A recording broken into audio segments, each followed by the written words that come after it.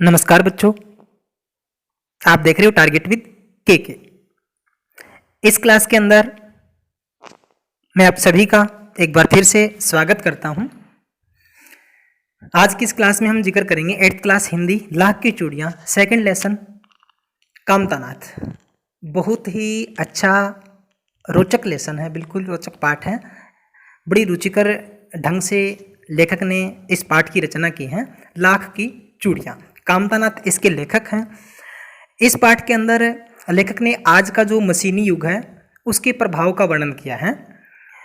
Machine के कारण या मशीनों के कारण हाथ के काम किस तरीके से बंद हो गए हैं या हाथ से काम करने वाले कारीगर कैसे बेरोजगार हो गए हैं।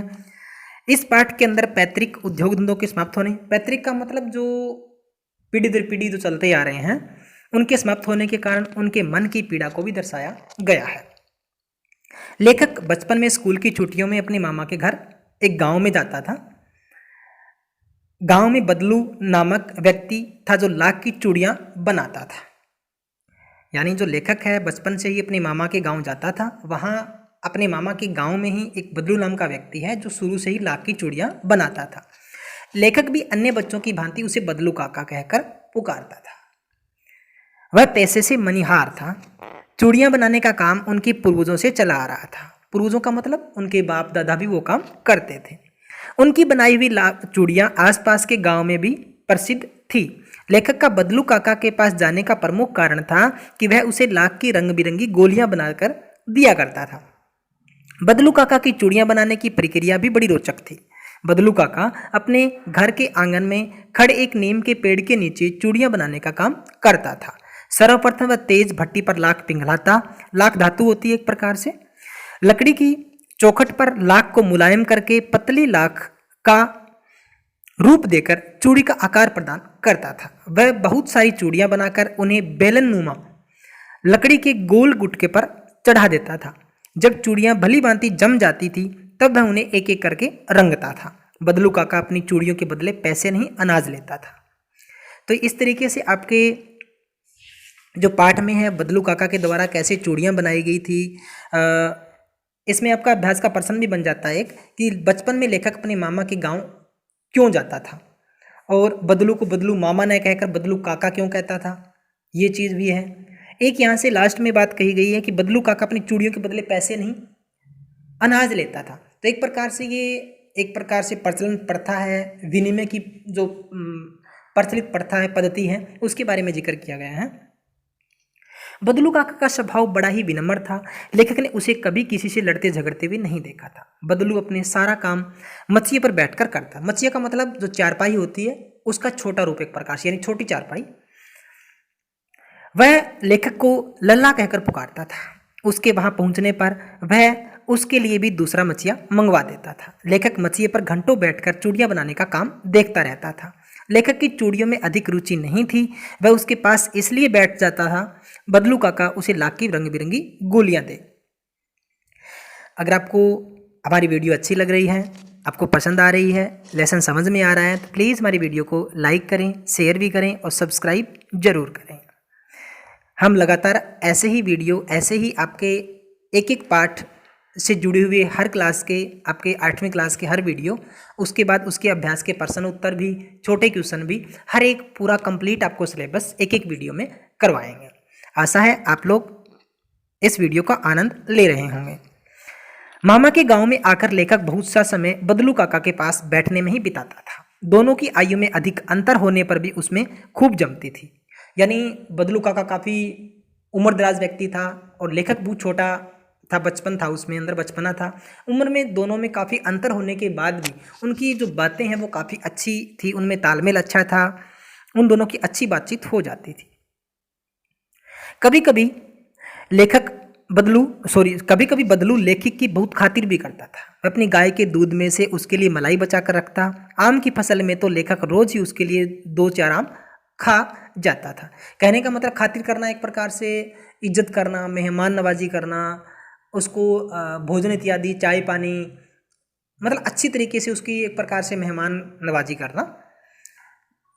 गांव की सारी स्त्रियां बदलू की बनाई हुई चूड़ियां पहनती थी। चूड़ियों के भाव ताव तो लेकर वह कभी जिद नहीं करता था। हाँ, विवाह शादी के अवसर पर बदलू के व्यवहार में थोड़ा अंतर अवश्य देखा जाता था। इसका कारण सुहाग के जोड़े का महत्व है। लेखक के मामा की लड़की की शादी के समय बदलू किसी बात पर नाराज हो गया था। उस समय उसको बड़ी मुश्किल से मनाया था। कहने का मतलब, जो कोई शुभ उत्सव हो, विवाह शादी का उत्सव हो, तो वो शादी की जो जोड़ियाँ हैं, शादी के लिए जो कंगन वगैरह है, लड़की के लिए सुहाग के जो कंगन है वो बनाता या चूड़ियाँ बनाता, तब उसके लिए वो थोड़ा अलग उसकी दाम लेता, क्योंकि वो उत्सव का समय है। उसके लिए वही एक समय होता है जब वो थोड़ा बहुत पैसा अपने लिए कमा सकता है। बाकी उसका जो कीमत है, चूड़ियों की दाम है, वो बिल्कुल फिक्स था। इसके लिए वो किसी प्रकार का किसी से कोई झगड़ा नहीं करता था। बदलू को यदि किसी वस्तु से चिढ़ थी या किसी बात से चिढ़ थी तो वह थी कांच की चूड़ियाँ। बदलू लाख की चूड़ियाँ बनाता था और उसको कांच की चूड़ियों से चिढ़ थी, यानी उसको गुस्सा आता था कांच की चूड़ियों पे और कांच की चूड़ियाँ पहनने वाली औरतों पे, सब कुछ। वह जब कभी भी किसी कांच की चूड़ियाँ पहने हुए देखता तो वह चिढ़ जाता था। कभी कभी तो दो चार बातें सुनाने से भी नहीं हटता था, किंतु वह लेखक के साथ बहुत विनम्रता से बात करता। लेखक उसे बताता कि शहर में तो बहुत सी स्त्रियाँ कांच की चूड़ियाँ पहनती है, तो वह उत्तर देता हुआ कहता कि शहर की बात और है लल्ला। लल्ला का मतलब एक प्रकार से बेटा कह सकते हो, बेटे जैसा। वहाँ तो सब कुछ होता है। वहाँ तो औरतें अपने मर्दों का हाथ पकड़कर घूमती भी है और फिर उनकी कलाइयाँ नाजुक होती है ना। लाख की चूड़ियाँ पहने तो मोच ना आ जाए। यानी जब बदलू को लेखक कहता है कि शहर में तो जो अक्सर जो महिलाएं हैं, लड़कियां हैं, औरतें हैं, वो कांच की चूड़ियाँ पहनती हैं। गांव में आप महिलाओं के ऊपर गुस्सा होते हो जो कांच की चूड़ियाँ पहनती है, लेकिन शहर में तो लगभग ही कांच की चूड़ियाँ पहनते हैं। तब जो बदलू है वो लेखक को समझाता है कि जो शहर की औरतें हैं या शहर का जो पहनावा है, कल्चर है, उसकी तो बात ही कुछ और है। वहाँ की तो महिलाएं अपने पति के हाथों में हाथ डालकर घूमती रहती है। और दूसरी बात, उनकी जो कलाई है, शहर की जो औरतों की कलाई है वो नाजुक होती है, यानी वो शरीर से कमज़ोर होती है गांव की महिलाओं के मुकाबले। गांव की महिलाएं मेहनत का काम करती है, इसलिए वो ताकतवर होती है, कमज़ोर नहीं होती। और शहर की औरतें वो कमज़ोर होती है। और लाख की चूड़ियाँ पहने तो मोच ना आ जाए, यानी लाख की चूड़ियाँ पहनने के लिए हिम्मत का काम चाहिए, बहादुरी का काम चाहिए, उनके शरीर में ताकत होनी चाहिए। लेखक बचपन में हर वर्ष मामा के गांव में आकर गर्मी की छुट्टियां बिताता था। उस समय वह आधा दिन बदलू काका के पास बैठा रहता था। लेखक के पिता की बदली किसी दूर स्थान पर हो गई, इस कारण वह लंबे समय तक गांव में न आ सका। 8-10 वर्षों बाद जब पुनः मामा के गांव में आया तो वह बड़ा हो चुका था। मामा के गांव का वातावरण भी बदल चुका था। वहाँ की बहुत सी स्त्रियां कांच की चूड़ियां पहनने लगी थी। लेखक को पूरे गांव में बहुत कम स्त्रियों के हाथों में लाख की चूड़ियां दिखाई दी। एक दिन सहसा उसे बदलू काका की याद आई। वह उससे मिलने के लिए उसके घर जा पहुंचा। बदलू काका चबूतरे पर नीम के पेड़ के नीचे खाट पर लेटा हुआ था। लेखक को बदलू काका को अपने परिचय देना पड़ा। बदलू काका ने उसे पहचानते हुए कहा, आओ आओ लल्ला, बैठो, बहुत दिन बाद आए हो। हाँ काका, काफी दिनों तक इधर आना नहीं हुआ। दोनों आपस में कुछ देर बातें करते रहे। फिर उसने इधर उधर नजर दौड़ाई, परंतु उसे वहां पर कोई मचिया और भट्टी दिखाई नहीं दी।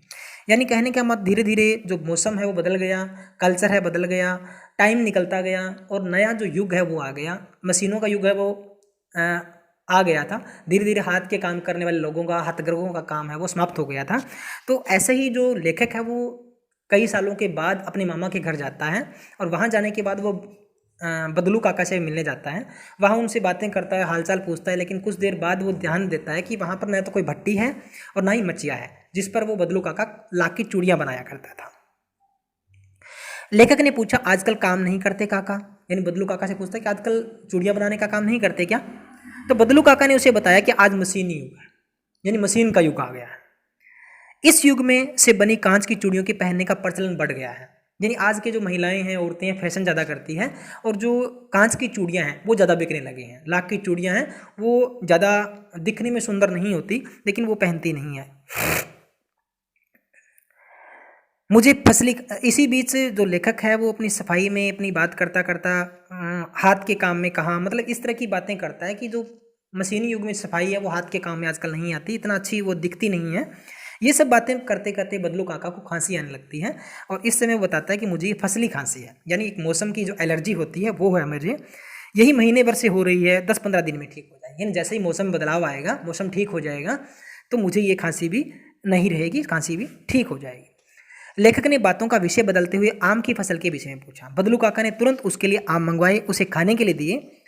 लेखक ने बदलू काका की बेटी रज्जो, एक छोटा पर्सन भी बनता है एक प्रकार से। तो बदलू काका की बेटी का नाम क्या था? रज्जो नाम है। कि रज्जो के हाथ में लाख की अति सुंदर चूड़ियां देखी।